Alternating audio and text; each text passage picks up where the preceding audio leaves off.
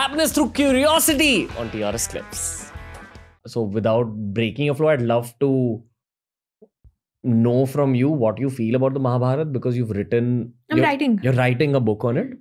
I'm not going to ask you whether you believe it happened or not. I'm going to ask you an archaeological perspective, but I'm also going to say that I've asked a lot of people on the show this, and a lot of people kind of single out roughly 3000 BCE as the time a lot of people choose to believe it happened. Now 3000 BCE, according to the timeline you've given, is roughly when the Bronze Age civilization... Yes, the urban phase starts.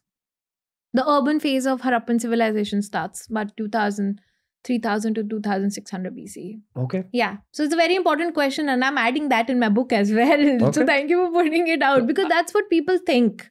You know, when suddenly somebody gives a date to the epic about 3000 BCE. Now, since I've discussed about archaeology very briefly with you, now you have got this question, right? That if 3000 BCE or 3rd millennium BCE is the urban phase of Harappan, how will...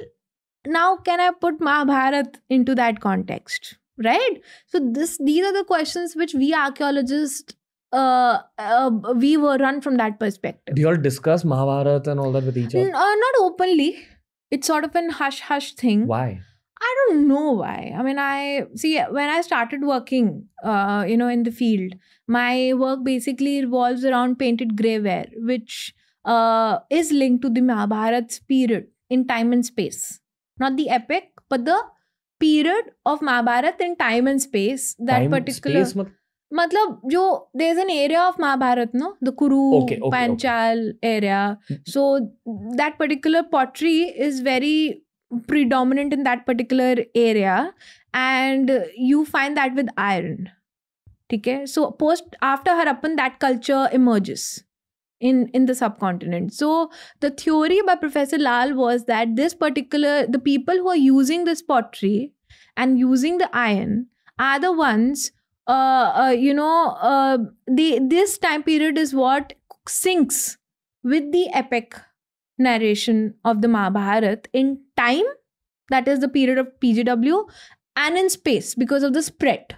So he undertook an exploration on the basis of the description of the epic, the areas that are mentioned in the epic, especially the Kuru, the Hastinapur area, all the way till, the Purana Kila and Tilipat, Panipat, Bagpat area. So Satluj and Yamuna, or the entire Yamuna Ganga Dwab, he has explored on the basis of the outline, the rough outline that you get from the Mahabharat of the Kuru Panchal. His work is an ironclad theory that nobody is able to disprove even after, 7 decades. Okay. Or work on it again. Can you expand the theory? Yeah, so what he has said, that as I've explained, that painted greyware and its spread and its time period. So he said that the sites like Hastinapur, because he excavated Hastinapur, sites like Hastinapur, he also excavated Purana Kila. He excavated many sites that find resonance to the epic Mahabharata, because the Mahabharata is an interesting epic. A lot of these cities and towns that are mentioned in the Mahabharata, they carry the same name even today. Like Hastinapur has a name. Dwarka is still called Dwarka. Mathura is still called Mathura. Kurukshetra is still called Kurukshetra. So he undertook explorations and excavations at these various archaeological sites, and he came to the conclusion that painted greyware, this particular grey pottery, which is basically starts the Iron Age in the subcontinent, was found on all these sites. Okay. At the lowermost strata. They didn't find nuclear weapons. They didn't find Brahmastras. Sadly, no. Okay. I'd love to know what else was found in this time and space, because for every young Indian kid, you'd love to feel like bows and arrows were found in Kurukshetra, swords were found in Kurukshetra after the epic battle took place. So, I mean, it's a very raw question to an archaeologist. And I know that with history, we don't even know what we don't know, because so much gets lost. And all of history all over the world is fragmented. So stories stay because grandmoms love telling the grandchildren stories. Yeah, that's how the beauty of Mahabharata is that. I feel it's like an inheritance. I feel that must have definitely been some epic war. Of course, see, a lot of work of fiction also. If you read any fiction book, even today, you pick up anything, that the author will always place something on something which happened, or will choose a time period. Yeah. Right? It happens. Even the fiction world, the writing works like that. You pick up a time period, you base your story in that set of era, and then you correct the facts of that particular era, and then you create the story. So for those who don't think, I'm talking about the both sides of the prism, those who don't think the epic is the true reality, they should also know that even the work of fiction is based on the reality. They must. For them, I'll draw the picture that there could have been a civil war between a family. Could be. Yes, exactly. Where they controlled exactly. Bharat. Exactly. We don't know because country. It's all intangible. On the other side of the prism, who takes Mahabharata as the true identity, as an article of faith, as it's an article of their, they take it to its ancestry. Like, if anybody questions Mahabharata's existence, it's like questioning their ancestry. They should know also that when archaeologists dig, we dig people. We don't dig gods. We don't dig the divine beings. We don't dig the heroes. We dig people. So our job is not to validate the beliefs of the people or disapprove the belief of the people. That is not our job. No sane archaeologist will ever do that. Our job is basically to tell you what people were like, how they lived, even if it's the time period of the Mahabharat.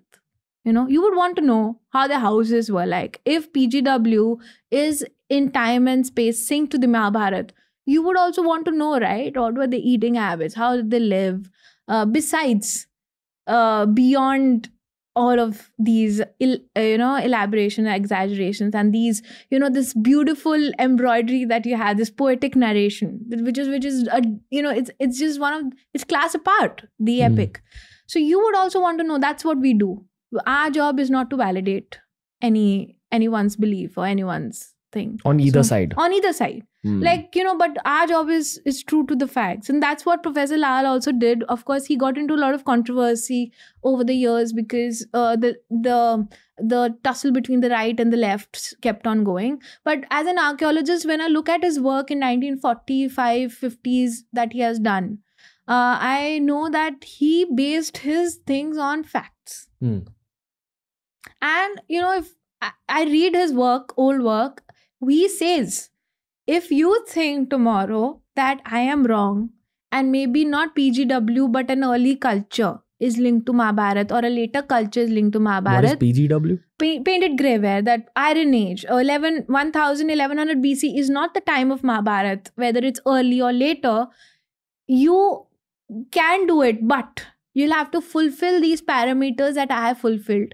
Because what I have done is I've done a geographical exploration and I've tried to link the Mahabharata to the archaeology. Okay. So far no work has been done. Nobody even initiated a conversation to and fro. And his theory still stands.